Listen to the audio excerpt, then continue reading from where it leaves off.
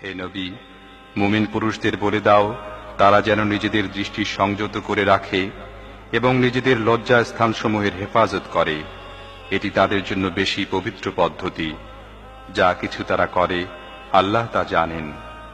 আর হে নবী, মুমিন মহিলাদের বলে দাও তারা যেন তাদের দৃষ্টি সংযত করে রাখে এবং তাদের লজ্জাস্থানগুলোর হেফাজত করে আর তাদের সাজসজ্জা না দেখায় যা নিজে নিজে প্রকাশ হয়ে যায় তা ছাড়া। আর তারা যেন তাদের ওড়নার আঁচল দিয়ে তাদের বুক ঢেকে রাখে। তারা যেন তাদের সাজসজ্জা প্রকাশ না করে, তবে নিম্মুক্তদের সামনে ছাড়া।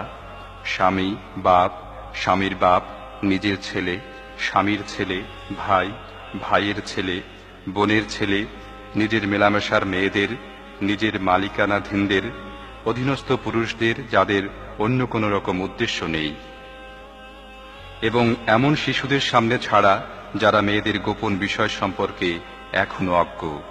তারা যেন নিজেদের যে সৌন্দর্য তারা লুকিয়ে রেখেছে তা লোকদের সামনে প্রকাশ করে দেবার উদ্দেশ্যে সজোরে পদক্ষেপ না করে। হে মুমিনগণ, তোমরা সবাই মিলে আল্লাহর কাছে তওবা করো, আশা করা যায় তোমরা সফল কাম হবে।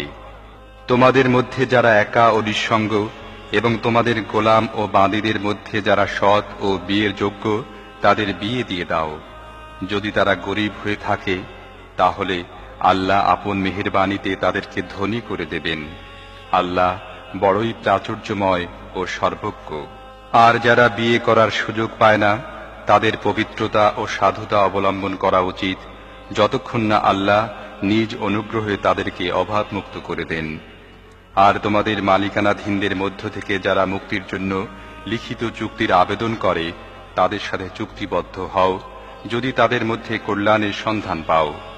আর আল্লাহ তোমাদের যে সম্পদ দিয়েছেন তা থেকে তাদেরকে দাও।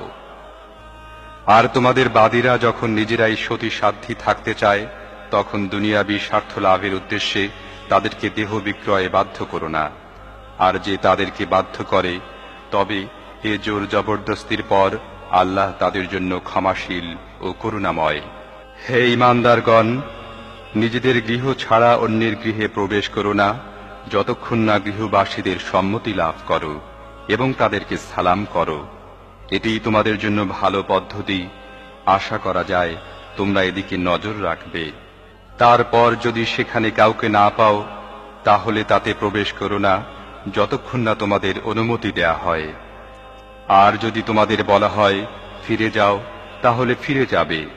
এটি তোমাদের জন্য বেশি শালীন ও পরিচ্ছন্ন পদ্ধতি, এবং যা কিছু তোমরা করো আল্লাহ তা খুব ভালোভাবেই জানেন।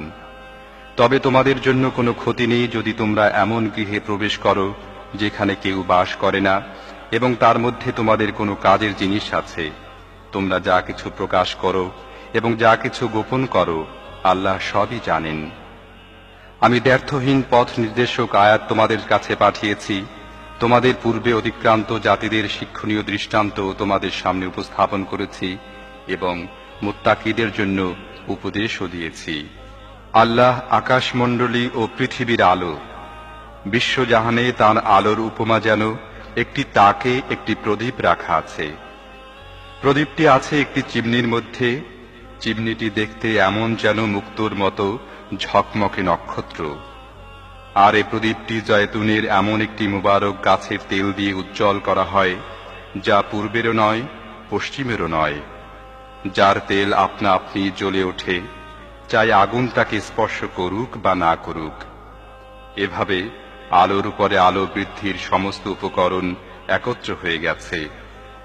আল্লাহ যাকে চান নিজের আলোর দিকে পথ নির্দেশ করেন। তিনি উপমার সাহায্যে লোকদের কথা বুঝান। তিনি প্রত্যেকটি জিনিস খুব ভালো করেই জানেন। তাঁর আলোর পথ অবলম্বনকারী ওইসব ঘরে পাওয়া যায় যেগুলোকে উন্নত করার ও যেগুলোর মধ্যে নিজের নাম স্মরণ করার হুকুম আল্লাহ দিয়েছেন। সেগুলোতে এমন সব লোক সকাল সাঁঝে তাঁর পবিত্রতা ও মহিমা ঘোষণা করে যারা ব্যবসায় ও বেচাকেনার ব্যস্ততার মধ্যেও আল্লাহর স্মরণ এবং নামাজ কায়েম ও যাকাত আদায় করা থেকে গাফিল হয়ে যায় না। তারা সেদিনকে ভয় করতে থাকে যেদিন হৃদয় বিপর্যস্ত ও দৃষ্টি পাথর হয়ে যাবার উপক্রম হবে। আর তারা এসব কিছু এজন্য করে যাতে আল্লাহ তাদেরকে তাদের সর্বোত্তম কর্মের প্রতিদান দেন এবং তদুপরি নিজ অনুগ্রহ দান করেন।